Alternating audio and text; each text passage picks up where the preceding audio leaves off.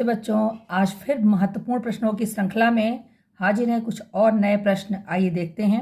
Celsius पैमाने को Fahrenheit एवं फ़ारेनहाइट को सेल्सियस पैमाने में कैसे बदलेंगे, इसका सूत्र या संबंध बताइए। तो यहाँ पर फार्मूला देखिए, C/5, C मतलब सेल्सियस पैमाने का तापमान, बराबर F फ़ारेनहाइट पैमाने का तापमान -32/9। बच्चों अगर C निकालना है तो F का मान रखेंगे और F निकालना है तो C का मान रखेंगे। इस तरह से सेल्सियस और फ़ारेनहाइट पैमाने के तापमान निकाल लेंगे। आइए देखते हैं प्रश्न नंबर 2। कार्य करने की क्षमता कहलाती है ऊर्जा। ऊष्मा क्या है? एक प्रकार की ऊर्जा है। द्रवों तथा गैसों में किस विधि से ऊष्मा स्थानांतरण नहीं हो सकता? ध्यान दीजिएगा, नहीं हो सकता। तो चालन विधि से, क्योंकि चालन विधि से ठोस में ऊष्मा का संचार होता है, यानी ठोसों में ऊष्मा का संचार चालन विधि से होता है। प्रकाश संश्लेषण समीकरण 6CO2 + 6H2O, सूर्य का प्रकाश, पर्णहरिम, C6H12O6 + 6O2। यह है कार्बन डाइऑक्साइड, यह है जल, यह है ग्लूकोज या मंड और यह है ऑक्सीजन। नेक्स्ट प्रश्न नंबर 6। पृथ्वी पर ऊर्जा का एकमात्र स्रोत सूर्य या सौर ऊर्जा। छोटी आंत में अंगुलीनुमा उभार क्या कहलाते हैं?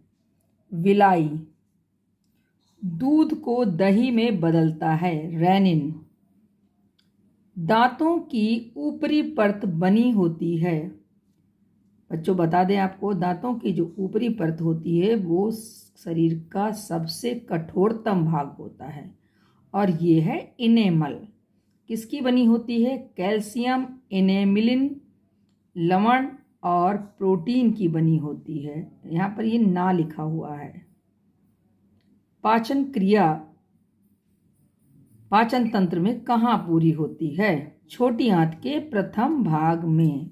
नंबर 11 है, शरीर में पाए जाने वाले कठोरतम पदार्थ है दांतों का इनेमल। प्रतिध्वनि सुनने के लिए स्रोत और परावर्तित तल की कम से कम कितनी दूरी हो? 16.6 मीटर। ध्वनि की तीव्रता किस में नापते हैं? डेसिबल में नापते हैं।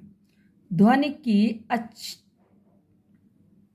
की अच्छी परावर्तक हैं ठोस, द्रव की गैस। बच्चों ठोस में धातुएं ध्वनि की अच्छी परावर्तक हैं। आवर्तकाल व आवृत्ति में संबंध बताइए। आवर्तकाल को कैपिटल T से दर्शाते हैं और आवृत्ति को स्मॉल लेटर n से दर्शाते हैं। तो T बराबर 1/n या n बराबर 1/T। आवृत्ति आवर्तकाल आयाम के मात्रक बताइए। आवृत्ति का SI मात्रक हर्ट्ज है और अगर MKS पद्धति में कहें तो कंपन या दोलन प्रति सेकंड होगा। आवर्तकाल का सेकंड और आयाम अधिकतम दूरी है, इसलिए इसका मात्रक मीटर है। ध्वनि का संचरण कब शून्य होता है? ध्वनि का संचरण निर्वात में शून्य होता है, क्योंकि संचार के लिए या ध्वनि के संचरण के लिए माध्यम की आवश्यकता होती है और निर्वात का मतलब वहाँ पर वायु नहीं है, अर्थात वहाँ ध्वनि का संचरण नहीं होगा। गुरुत्वीय स्थितिज ऊर्जा का मात्रक बताइए। ऊर्जा कोई भी हो उसका SI मात्रक जूल होगा, चाहे गुरुत्वीय स्थितिज ऊर्जा हो, चाहे गतिज ऊर्जा हो, यांत्रिक ऊर्जा हो, कोई भी ऊर्जा हो उसका SI मात्रक सदैव जूल होगा। और बच्चों कार्य का मात्रक भी जूल होगा। तो कार्य और ऊर्जा के मात्रक एक ही होते हैं। दर्पण बनाने के लिए किस धातु की पॉलिश करते हैं? साधारण कांच की पट्टी को दर्पण बनाने के लिए चांदी अर्थात रजत मतलब चांदी की पॉलिश कर पेंट की कोटिंग कर देते हैं, क्योंकि चांदी बच्चों उस पर से बहुत आसानी से छूट जाएगी, इसलिए उस पर फिर पेंट लगा दिया जाता है ताकि वो अच्छा परावर्तक हो जाए। गाड़ियों में उत्तल दर्पण कहाँ लगा होता है? चालक के पास बाहर दाईं ओर लगा होता है। घर्षण बल क्या है? जो बल वस्तु की गति का विरोध करे घर्षण बल कहते हैं, यह कहलाता है। दो वस्तुओं को रगड़ने पर क्या होता है? जब दो वस्तुओं को रगड़ा जाता है तो दोनों समान रूप से विपरीत प्रकार के आवेशों से आवेशित हो जाती हैं। तड़ित चालक किस धातु के बने होते हैं? तांबे के।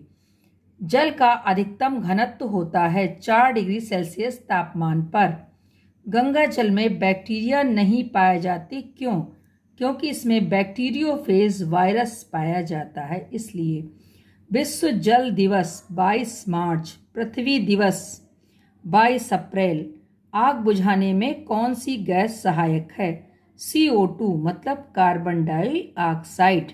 बच्चों नेक्स्ट प्रश्न 29 नंबर का है। चिप्स या जो भी खाद्य पदार्थ पैकेटों में होते हैं उनमें कौन सी गैस रहती है जिसके कारण वो खराब नहीं होते? उत्तर है नाइट्रोजन। नेक्स्ट 30 नंबर और अंतिम प्रश्न है, इंटरनेट क्या है? इंटरनेट बच्चों बहुत बड़ा नेटवर्क है। ये दुनिया भर के कंप्यूटर्स को जोड़ने का काम करता है। तो इस प्रकार सारे महत्वपूर्ण प्रश्न अब आपके हो गए हैं।